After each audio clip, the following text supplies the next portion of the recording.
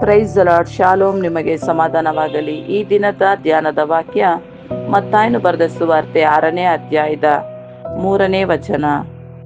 ನಿಮಗೆ ಸತ್ಯವಾಗಿ ಹೇಳುತ್ತೇನೆ, ನೀವಾದರೆ ಧರ್ಮ ಕೊಡುವಾಗ ನೀನು ಕೊಟ್ಟದ್ದು ಅಂತರಂಗದಲ್ಲಿರುವ ಹಾಗೆ ನಿನ್ನ ಬಲಗೈ ಮಾಡಿದ್ದು ಎಡಗೈಗೂ ತಿಳಿದಿರಲಿ. ಅಂತರಂಗದಲ್ಲಿ ನಡೆಯುವುದನ್ನು ನೋಡುವ ನಿನ್ನ ತಂದೆಯು ನಿನಗೆ ಫಲ ಕೊಡುವನು.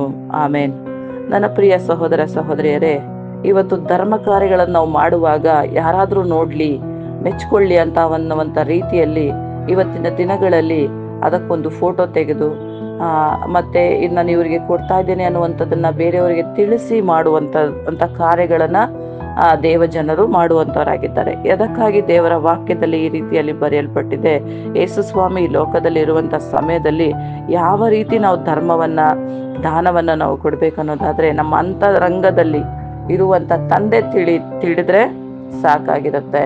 ಮತ್ತೆ ನಾವು ಧರ್ಮವನ್ನ ಕೊಡುವಾಗ ಬಲಗೈ ಕೊಟ್ಟಿದ್ದು ಎಡಗೈ ಕೂಡ ಗೊತ್ತಾಗ್ಬಾರ್ದು ಅಂತ ಹೇಳ್ತಾರೆ.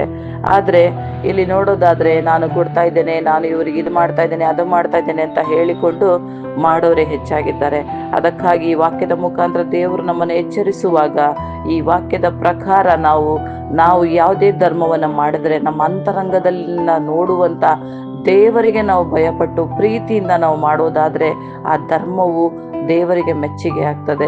ಸೊ ಅದರಿಂದ ಈ ವಾಕ್ಯವನ್ನ ಕೇಳಿಸ್ಕೊಳ್ತಾ ಇರುವ ಪ್ರತಿಯೊಬ್ಬರಿಗೂ ಕೂಡ ನಾನು ಈ ಸಮಯದಲ್ಲಿ ಪ್ರಾರ್ಥಿಸುವಾಗ ಈ ವಾಕ್ಯವನ್ನ ಕೇಳಿಸಿಕೊಳ್ಳುವ ಪ್ರತಿಯೊಬ್ಬರಿಗೂ ನಾವು ಧರ್ಮ ಮಾಡುವ ರೀತಿಯನ್ನ ಸರಿಯಾದ ರೀತಿಯಲ್ಲಿ ಅರ್ಥ ಮಾಡಿಕೊಂಡು ನಾವು ಮಾಡೋದಾದ್ರೆ ತಂದೆಗೆ, ನಮ್ಮ ಒಳಗಿನ ಅಂತರಂಗದಲ್ಲಿ ವಾಸಿಸುವ ತಂದೆಗೆ ಮೆಚ್ಚುಗೆ ಆಗಿ ಆತನು ತಿಳಿದರೆ ಸಾಕು ಅನ್ನುವಂಥ ರೀತಿಯಲ್ಲಿ ನಾವು ಧರ್ಮವನ್ನ ಮಾಡೋದಕ್ಕಾಗಿ ನಾವು ಪ್ರಾರ್ಥನೆ ಮಾಡಿಕೊಳ್ಳೋಣ.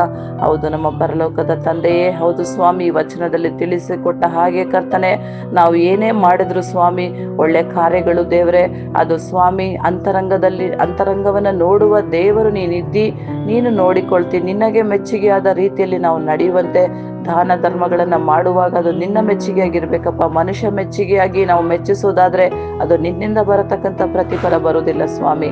ಅಪ್ಪ, ನೀನು ಮೆಚ್ಚುವ ರೀತಿಯಲ್ಲಿ ನಾವು ದಾನ ಧರ್ಮಗಳನ್ನ ಮಾಡೋದಕ್ಕೆ ಸಹಾಯ ಮಾಡ್ರಿ. ಈ ವಾಕ್ಯವನ್ನ ಕೇಳಿಸ್ಕೊಂಡು ಅದಕ್ಕಾಗಿ ಒಪ್ಪಿಸಿಕೊಡ್ತಾ ಇರುವ ಪ್ರತಿ ಮಕ್ಕಳನ್ನು ಕೂಡ ನೀವು ಆಶೀರ್ವದಿಸ್ರಿ, ಬಲಪಡಿಸ್ರಿ. ಯೇಸು ಕ್ರಿಸ್ತನ ನಾಮದಲ್ಲಿ ಪ್ರಾರ್ಥಿಸಿದನೆ ಜೀವವುಳ್ಳ ತಂದೆಯೇ, ಆಮೇನ್.